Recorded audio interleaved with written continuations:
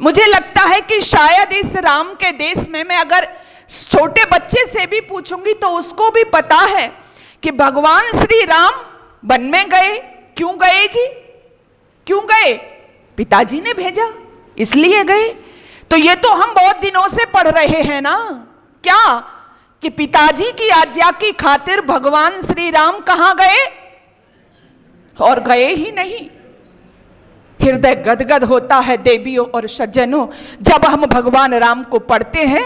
जब बुलाया कैकई ने, आए भगवान राम, पिता से अभिवादन किया। पिताजी तो सिर सूंघते थे, बड़ा ही आलिंगन में भरते थे, लेकिन कुछ बोले नहीं। तो राम को थोड़ी सी घबराहट हुई। अपनी माँ से कहते हैं, माँ क्या पिताजी मुझसे नाराज हैं?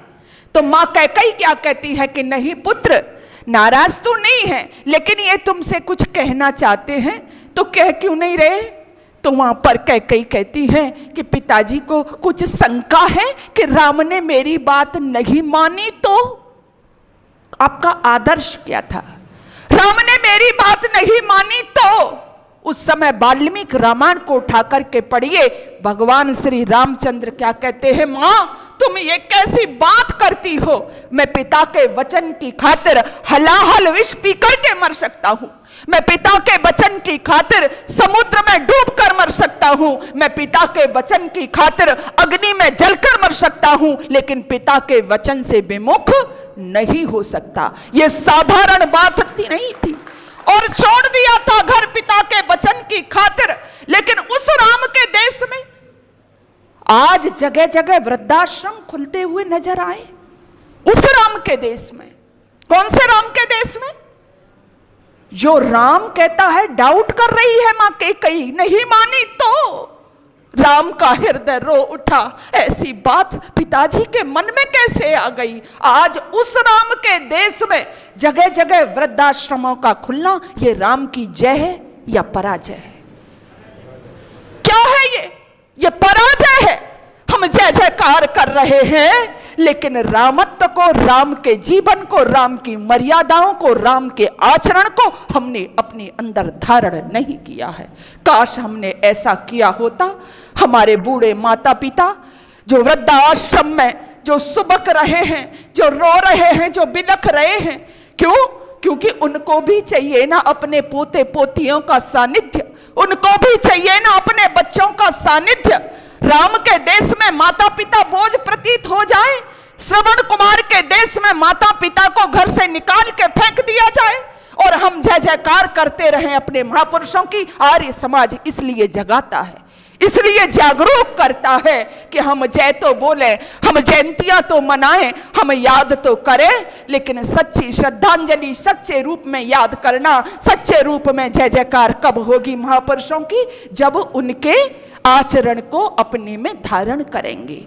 वेद मंत्र की बात की जाती है। मैं तो कई बार सोचती हूँ राम का जीवन, मैं उनके जीवन के कौन से पक्ष का यहां से वर्णन करूं, कौन सा पक्ष बोलूं?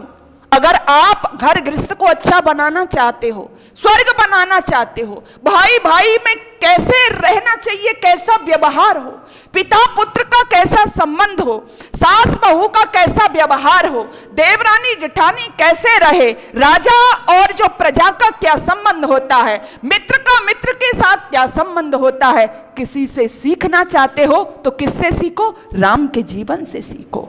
हर तरह की शिक्षा रामायण हमको देती है, लेकिन हमने ली नहीं, हमने ली नहीं। अभी भाई यहाँ से भजन गा रहे थे, बड़ा अच्छा लग रहा था। ये भी आपने सुनी होगी, बड़ी बड़ी राम लीलाएं होती हैं, रामायण के मंचन होते हैं, भरत मिलाप प्रसंग चलता है और लोग रोते हैं, आंखों में आंसू हैं उनके, रो रहे हैं। लेकिन वो रोने वाला व्यक्ति जिनके आंखों में आंसू होते हैं, गाने बज रहे हैं, मोबाइल पे ध्वनियां आ रही हैं, क्या हो रही हैं? क्या कह रही हैं? आपके मोबाइल की घंटियां क्या कह रही हैं? राम आएंगे तो अंगना, क्या है माता जी? राम आएंगे तो अंगना सजाऊंगी। और जैसे ही किसी परिचित का फोन आ जाता है, आपके सगे संबंधी का फोन आ जाता है कि मैं आना चाहता हूं, आपका चेहरा बदल जाता है, आपका चेहरा उतर जाता है। जिस राम के लिए अंगना सजाने वाली थी, आप अपने चिर परिचित सगे संबंधी का सत्कार नहीं कर पा रही हो, नहीं कर पा रहे हो, राम के लिए आंगन सजा रहे हो। ये दो बातें इस देश में नहीं चलेंगी। अगर ये दो चरित्र आप इस देश में रखोगे तो ये नहीं चलेगा।